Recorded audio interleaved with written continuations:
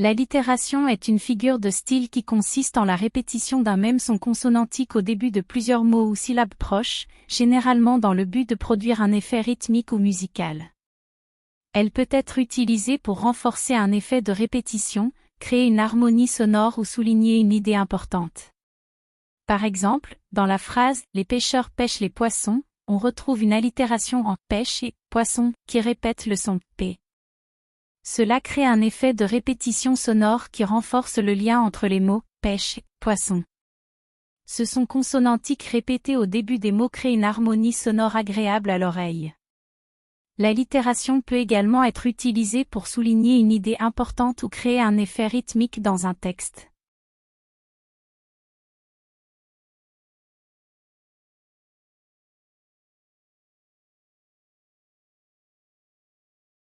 L'allitération est une figure de style qui consiste à répéter plusieurs fois la même consonne ou le même son consonantique dans une séquence de mots ou de phrases.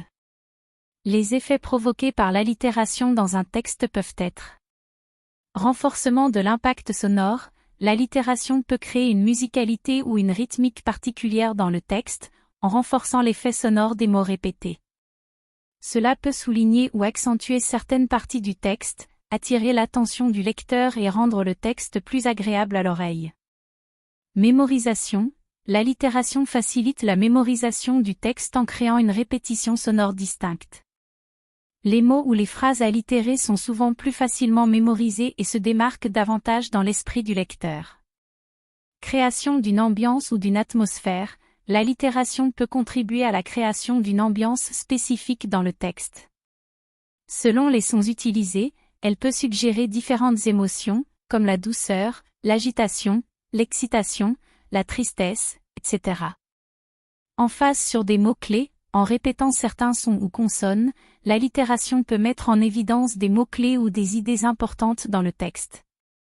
Elle peut aider à capter l'attention du lecteur et lui donner un accent supplémentaire. En résumé, l'allitération dans un texte peut renforcer l'impact sonore, faciliter la mémorisation, créer une ambiance spécifique et mettre en évidence des mots-clés ou des idées importantes. Cependant, il est important de noter que l'effet de l'allitération dépend également du contexte, du ton du texte et de l'intention de l'auteur.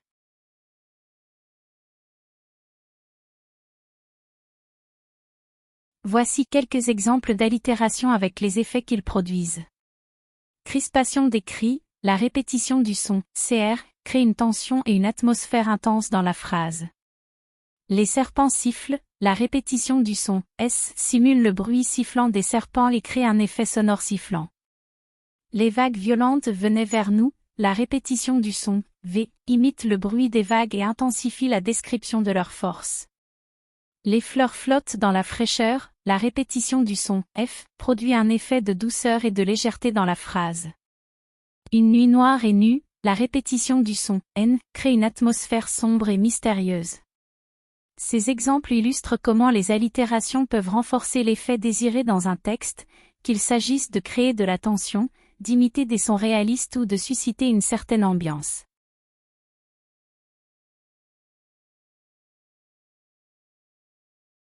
Voici quelques exemples d'allitération dans des textes célèbres, avec les effets qu'elles produisent. La mer mélancolique et monotone, Charles Baudelaire, dans le poème « Harmonie du soir ». L'allitération en « m » crée une musicalité douce et calme, renforçant l'atmosphère mélancolique évoquée dans le poème. Dans la nuit, la troisième tour tremble, Arthur Rimbaud, dans le poème « Le dormeur du Val ». L'allitération en « t » crée un effet d'écho, renforçant le sentiment de tremblement et d'instabilité. Criaillent les oiseaux des îles, d'une voix plus aiguë, plus perçante. Victor Hugo, dans « Les Contemplations ». L'allitération en « c » crée un effet de cacophonie, intensifiant le bruit des oiseaux et renforçant ainsi le sens du poème. Les sanglots longs des violons de l'automne, Paul Verlaine, dans « Chanson d'automne ». L'allitération en « s » crée un effet de douceur et de tristesse, en évoquant le son des sanglots et des violons. Un chasseur sachant chasser sans son chien, phrase connue pour entraîner des difficultés de prononciation. L'allitération en « ch » crée un effet comique, en jouant sur les sons répétitifs et difficiles à prononcer.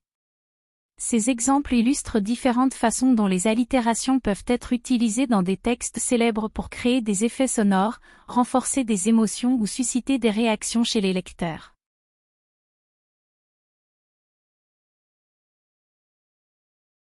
Il est possible de combiner l'allitération avec d'autres figures de style, ce qui peut produire différents effets dans un texte.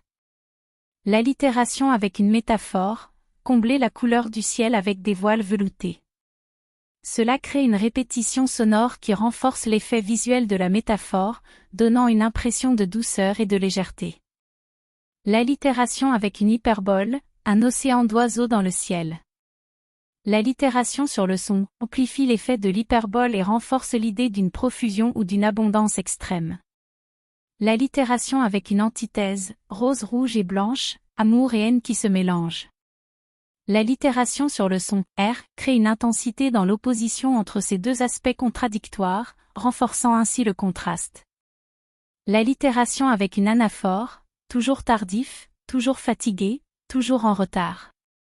L'allitération répétée sur le son T met en exergue la régularité de ses caractéristiques, renforçant le sentiment de constance ou de monotonie.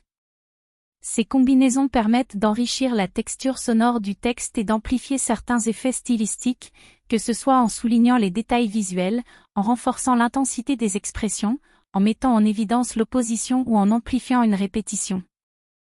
L'allitération est une figure de style utilisée en écriture pour créer un effet esthétique ou rythmique. Elle consiste à répéter des consonnes, généralement au début des mots, afin de susciter une certaine musicalité ou de renforcer l'impression de sonorité. Voici les principaux points à retenir sur l'allitération en tant qu'écrivain. Définition: l'allitération est la répétition de son consonantique dans une séquence de mots ou de vers. Effet esthétique: elle permet de créer un effet poétique ou musical dans le texte en utilisant des sonorités répétitives. Renforcement du sens: l'utilisation de l'allitération peut renforcer le sens des mots ou des idées exprimées. Par exemple, en utilisant des consonnes dures pour décrire quelque chose de brutal. Création de rythme: l'allitération peut également être utilisée pour créer un rythme ou une cadence spécifique dans le texte. Exemple d'allitération: voici quelques exemples d'allitération. La brise légère balayait les branches, venue avec vaillance dans la ville, son sourire s'épanouit comme une fleur. Type d'allitération: il existe différents types d'allitération, tels que l'allitération initiale, répétition des consonnes au début des mots, l'allitération interne, répétition des consonnes à l'intérieur des mots, et l'allitération finale, répétition des consonnes à la fin des mots.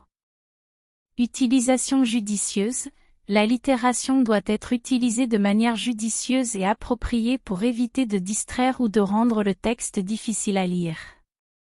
En tant qu'écrivain, l'utilisation de l'allitération peut enrichir votre style d'écriture et rendre votre texte plus captivant. Cependant, il est important de l'utiliser avec parcimonie et de prendre en compte le contexte et l'objectif de votre écriture. En conclusion, l'allitération est une figure de style qui consiste en la répétition de son consonantique dans une phrase ou un vers. Elle permet de renforcer l'impact poétique ou rhétorique d'un texte en créant une musicalité, un rythme ou une sonorité particulière. L'allitération est souvent utilisée dans la poésie, la publicité, les discours politiques et les chansons pour attirer l'attention du lecteur ou de l'auditeur. Elle peut également contribuer à créer des images sensorielles et à renforcer le sens ou l'émotion exprimée dans un texte.